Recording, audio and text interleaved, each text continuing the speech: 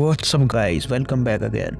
दोस्तों हाल ही में रिलीज हुई है एविल डेड राइज, जो एविल डेड सीरीज की 5वीं मूवी है। मूवी की स्टार्टिंग होती है 3 दोस्तों से, जिसका नाम है जेसिका, केलब और टेरेसा। ये तीनों लेक साइड व्यू में अपना हॉलिडे एंजॉय करने आते हैं, लेकिन यहाँ आते ही जेसिका की तबीयत खराब हो जाती है, तो वो अपने रूम में लेटी हुई थी। थोड़ी देर बाद टेरेसा जेसिका को चेक करने जाती है कि अभी उसकी तबीयत कैसी है, लेकिन जेसिका सो रही होती है और अचानक से उठ जाती है और वो बुक की लाइन अजीब से आवाज में रिपीट करने लगती है। ये वही लाइन है जो थोड़ी देर पहले टेरेसा अपने बुक में पढ़ रही थी। यहाँ टेरेसा जेसिका को चेक करने उसके करीब जाती है और तभी जेसिका टेरेसा की बाल नोच डालती है और एक हाथ से गला दबाने लगती है, लेकिन टेरेसा किसी तरह जान बचा के वहाँ से बाहर भाग जाती है और केलब के पास पहुँच जाती है। यहाँ केलब ड्रोन उड़ा रहा था और टेरेसा के पीछे पीछे जेसिका भी वहाँ पहुँच जाती है। यहाँ जेसिका खुद को ड्रोन से मारती है और पानी में गिर जाती है। केलब जेसिका को बचाने पानी में कूद जाता है, लेकिन जेसिका पानी के अंदर ही केलब का सर धड़ से अलग कर देती है और बाहर फेंक देती है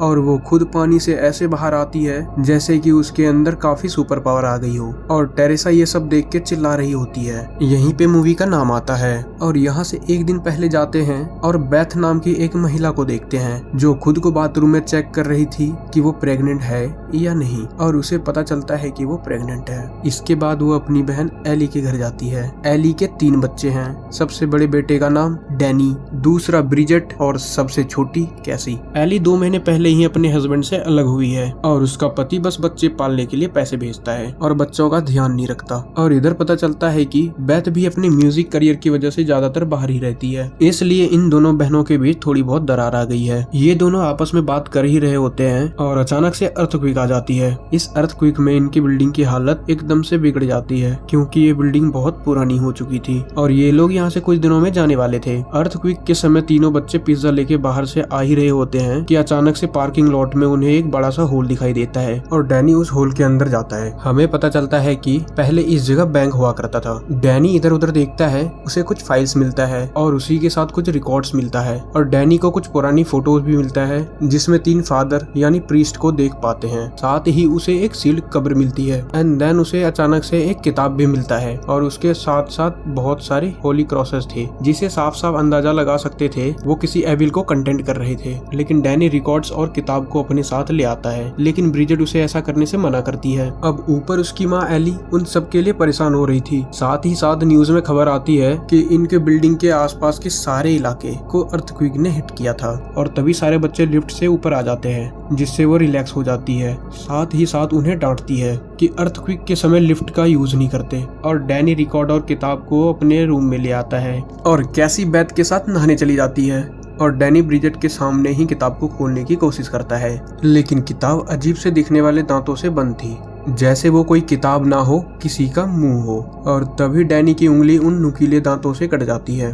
और फिर उसके खून की कुछ छींटे उसके किताब पे गिरती है और किताब खून को सोख लेता है। इसके बाद ये किताब खुल जाती है। इसके अंदर भयानक चित्र बने हुए थे जो कि बहुत ही डरावने थे। किसी तरह ब्रिजेट डैनी को किताब के पन्ने पलटने से रोकती है, लेकिन डैनी नहीं मानता। साथ ही वो रिकॉर्ड सुनने लगता है। रिकॉर्ड में एक फादर यानी प्रीस्ट इस किताब के बारे में बताते हैं कि ये बुक ऑफ द डेड है। ये किताब इंसानी मीट से बना है और इसकी लिखावट खून से करी है। इस किताब पे कुछ प्रीस्ट वगैरह रिसर्च कर रहे थे, जिसकी वजह से उन्हें चर्च से निकाल दिया गया था। उस रिकॉर्ड में प्रीस्ट कहते हैं कि किताब में जो भी रिचुअल और मंत्र हैं वो इस दुनिया के है ही नहीं। उसके बाद रिकॉर्ड प्रीस्ट के मंत्र को प्ले करने लगता है और वो मंत्र इसी किताब के थे और किताब के पन्ने अपने आप ही पलटने लग गए थे और कुछ डेमोनिक एंटिटी किताब के मंत्र के थ्रू बाहर आ गई थी और वो एक होस्ट को खोजने लग गई थी। इस पॉइंट पे एली लिफ्ट से नीचे जा रही थी, तो वो डेविल एंटिटी एली को लिफ्ट में ही केबल से बांधकर उसके हाथ पैर तोड़ देती है और उसे बहुत मारती है और साथ में ही उसके घर की लाइट चली गई थी। डैनी और ब्रिजेट ये सब देख के घबरा जाता है, क्योंकि लाइट सिर्फ उसके घर की गई थी, बाकियों के घर पे आ रही थी। और ये डेमोनिक एंटिटी सीधे एली को अपना होस्ट बना लेती है, उस पे कब्जा कर लेती है और एली अजीब तरह से चलते हुए घर में आती है। उसको देख के ऐसा लग रहा था कि वो ठीक नहीं है और वो आते ही किचन में घुस के अंडा फोड़ फोड़ के कुक करने लगती है और वो अपनी ही फैमिली को मारने की बात करती है। उसके बाद वो उल्टी कर करके मर जाती है। ये देख के सभी डर गए थे और आसपास के 2 पड़ोसी भी वहाँ आ जाते हैं, जिनमें से एक यंग लड़का गैब्रियल था और दूसरा बुढ़ा इंसान मिस्टर फोंडा। गैब्रियल यहाँ एली की आंख बंद करने की कोशिश करता है, लेकिन अचानक से एली की आंख खुल जाती है, लेकिन वो दोबारा बंद करता है। इस बार आंख बंद रहती है। अब यहाँ एली के लिए सभी प्रे करते हैं और बिल्डिंग से बाहर जाने के लिए इमरजेंसी एग्जिट को खोलने की कोशिश करने लगते हैं, क्योंकि बाहर जाने के सभी रास्ते बंद थे। लिफ्ट काम नहीं कर रही थी और स्टेयर टूट चुके थे, अर्थक्वेक की वजह से या शायद एविल एंटिटी की वजह से। उधर बेथ अपनी बहन एली के मरने पे दुख जता रही होती है और तभी बेथ को एक कॉल आती है। उस कॉल में एली बेथ से हेल्प मांग रही थी और सामने ही एली की शरीर जिंदा हो गई और साफ साफ पता लग रहा था कि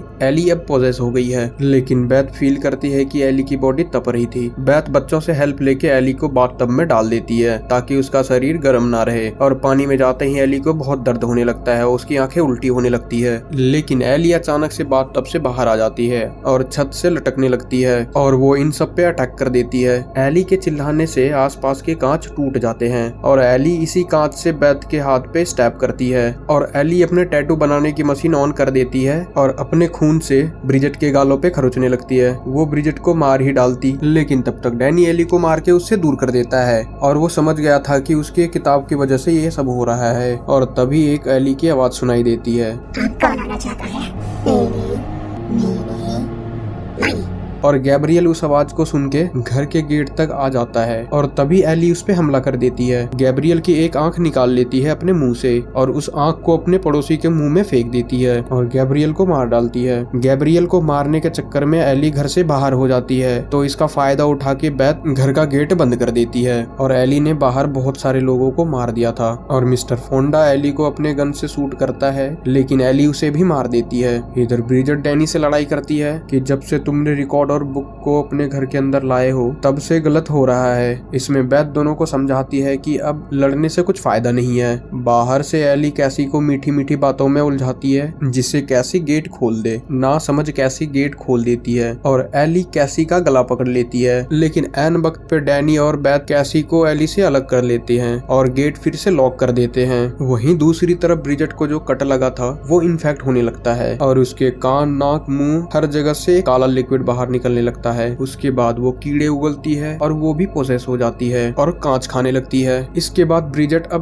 बेथ, डैनी और कैसी पे अटैक कर देती है। ब्रिजेट एक चीज ग्रीटर से बेथ के पैरों की खाल निकाल लेती है, लेकिन बेथ किसी तरह जान बचा के उससे भागती है। यहाँ कैसी अपनी बनाई हुई डॉल की लकड़ी से ब्रिजेट के सिर के आर पार कर देती है और ब्रिजेट यहाँ मारी जाती है। लेकिन सबको डर था कि ये भी एली की तरह वापस आ जाएगी, इसीलिए डैनी और बाकी के सब मिलके ब्रिजेट को बेड से बांध देती है। यहाँ बेथ भी डैनी पे गुस्सा करती है। वो किताब और रिकॉर्ड को सुनना चाहती है, लेकिन लाइट नहीं थी और रिकॉर्ड प्लेयर भी खराब हो गई थी। लेकिन बेथ को ये ठीक करना आता था और वो ठीक करके बाकी के रिकॉर्ड भी सुनना शुरू करती है, वो भी हेडफोन में, ताकि कोई और उसे सुन ना सके और अगर कोई खतरा भी हो तो सिर्फ उसे हो। बेथ को लगा कि शायद किताब और रिकॉर्ड में कुछ ऐसा होगा जिससे डेमन को कंटेन करने का कोई तरीका मिल जाए। अब एली को एक डक के थ्रू अंदर जाने का रास्ता मिल जाता है। इधर ब्रिजेट भी उठ जाती है और कैसी पे हमला करती है, लेकिन डैनी उसे बचा लेता है और उसके पेट में एक नाइफ से हमला करता है। लेकिन ब्रिजेट को कुछ नहीं होता और वो नाइफ अपने पेट से निकाल के डैनी के हाथ पे मार देती है। उसके बाद वो खून की उल्टी करती है डैनी के मुंह पे और फिर बार बार ब्रिजेट डैनी पे नाइफ से हमला करती है, लेकिन किसी तरह डैनी स्प्रे और फायर की हेल्प से ब्रिजेट को आग लगा देता है। डैनी काफी इंजर्ड हो चुका था। इधर बेथ उस किताब और रिकॉर्ड को सुनती है जिसमें बेथ को पता चलता है कि इस डिमोनिक एंटिटी को मारा नहीं जा सकता, इसे सिर्फ कैद किया जा सकता है। और उस किताब में हेल के बहुत सारे खतरनाक से खतरनाक डीमन को बुलाने का मंत्र था और ये सब फादर समझना चाहते थे ताकि लोगों की मदद कर सके, जिसकी वजह से कुछ प्रीस्ट मारे जाते हैं, बाकी के प्रीस्ट को चर्च से निकाल देते हैं। उसके बाद इस किताब को एक वोल्ट में छिपा दिया जाता है गॉड की निगरानी में, लेकिन अर्थक्वेक की वजह से ये किताब डैनी को मिल जाती है और इस डीमन से जो भी इन्फेक्ट होता है वो भी डीमन में बदल जाता है। ये एक तरह का वायरस टाइप का होता है और वो भी पोसेस हो जाता है। वहीं एली घर के अंदर आ जाती है और वो बेथ पे अटैक कर देती है। एली के अंदर का डीमन समझ जाता है कि बेथ प्रेग्नेंट है, इसीलिए एली उसके पेट को नोचने लगती है और कहती है मैं एक साथ 2 को मारूंगी। और तभी कैसी बेथ को एक सीजर पास करती है और वो सीजर बेथ एली की नाक में घुसा देती है। इससे एली थोड़ी देर के लिए रुक जाती है। बेथ और एली दोनों बिल्डिंग से बाहर जाने की कोशिश करते हैं, लेकिन ना लिफ्ट काम कर रहा था, स्टेयर भी टूटी हुई थी और इमरजेंसी एग्जिट बंद था। यहाँ बेथ मिस्टर फोंडा का गन लेती है और तभी एली वहाँ आ जाती है। बेथ एली को गन से शूट करती है जिससे एली के हाथ पैर कट जाते हैं और बाकी के जितने लोगों को एली ने मारा था वो पोसेस होके उठ जाते हैं। वो सारे पोसेस लोग सब मारे